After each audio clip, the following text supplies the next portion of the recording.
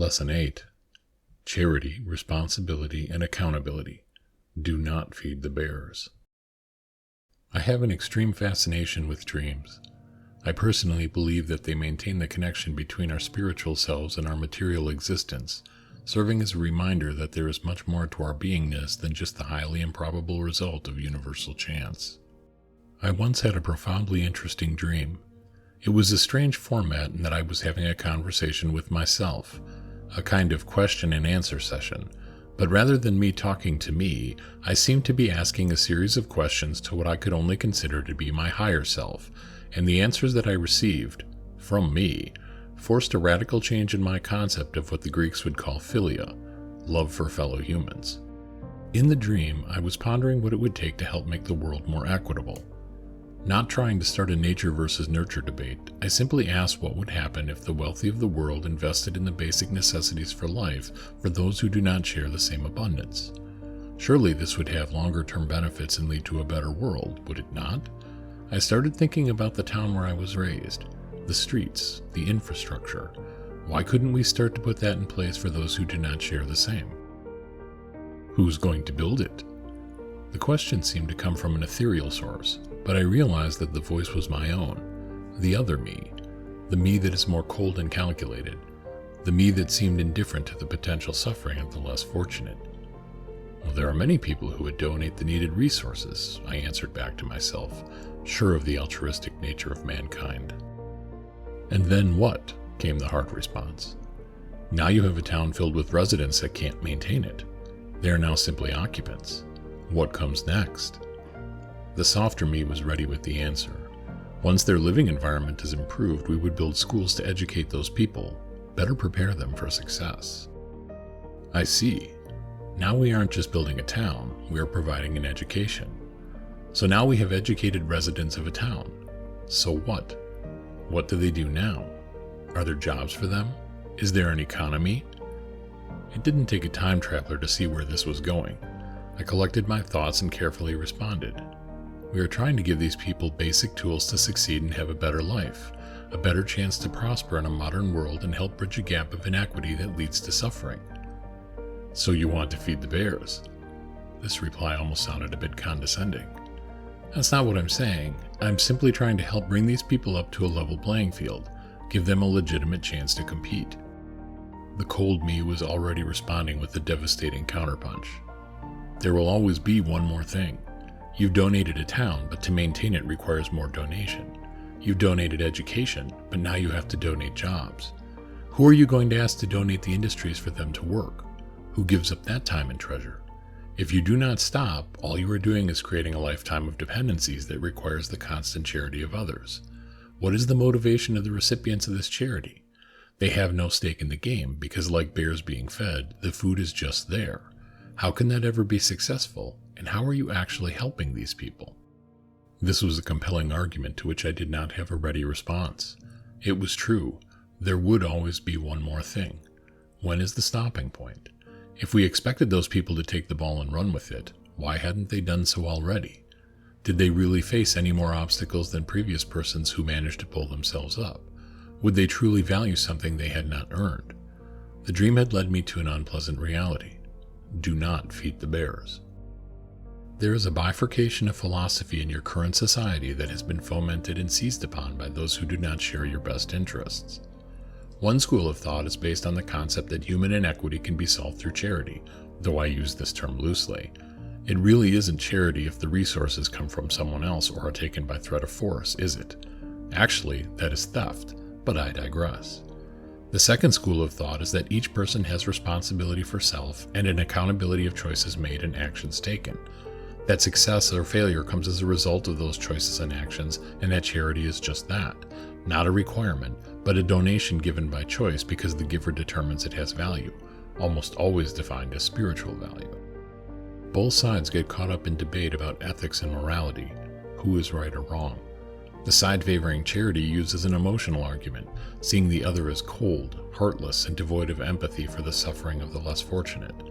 But after decades of social programs and spending, there seems to be little change in the number and need, so there is no evidence that this is a solution. The side favoring responsibility and accountability views the other as short-sighted and soft, but isn't able to convince them that although their empathy is commendable, their implementation is misguided. It seems as if there is an intraversible chasm separating these sides, but in reality the two are not as far apart as it may appear. Every life comes with its own unique challenges and hardships.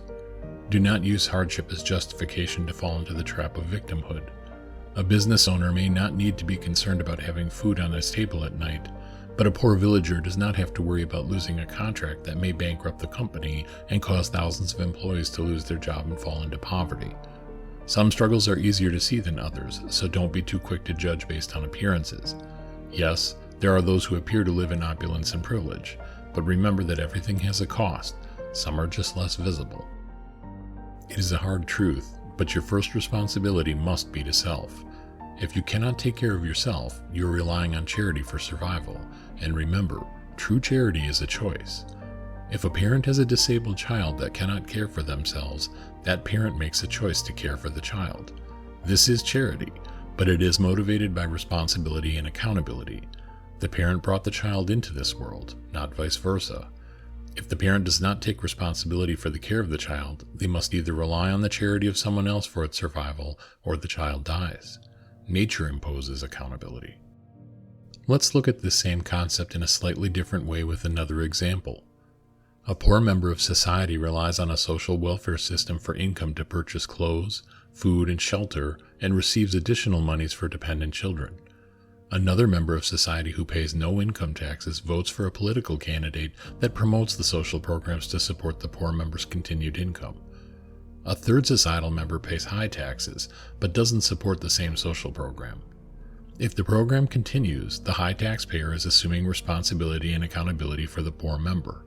If the high payer deems this to have value and continues by choice, it is charity.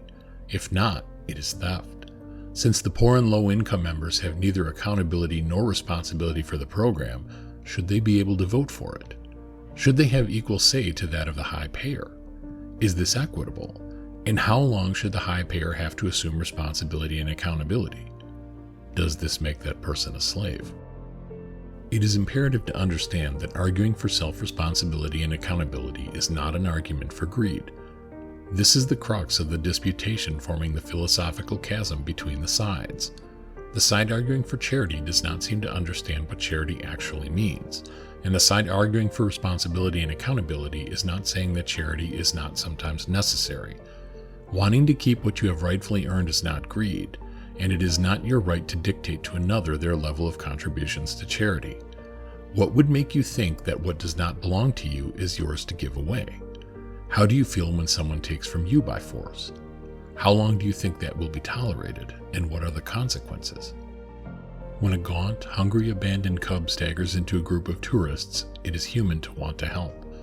The bear is starving, and in an act of charity to help save the animal, it is given food. After a week of being fed, the animal gains strength and has returned to a more normal appearance. But now it knows where it can easily get fed, so it no longer takes the responsibility and accountability for providing food for itself. It grows into a full-sized grizzly that now routinely intermingles with humans.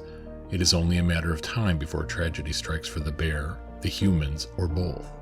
The initial charity to feed the starving cub was necessary for its survival, but it needed to end there. If it did, it would have either learned to forage and hunt, or it would have died. Responsibility with accountability. Are humans so different? You can build a town. You can give food and water. You can provide an education. But where does it end? Have you made things more equitable, or even more imbalanced by creating dependency?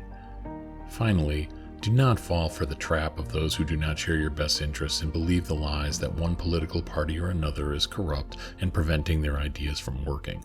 Power corrupts, and giving more money simply results in more power. Why would that ever solve the problem? You are responsible for self, and you are accountable for your actions. If you really want to help make things better, be responsible for self, be accountable for your actions, and do not feed the bears. Please help me to grow the channel. Take a moment to like and subscribe. You're in a race against time.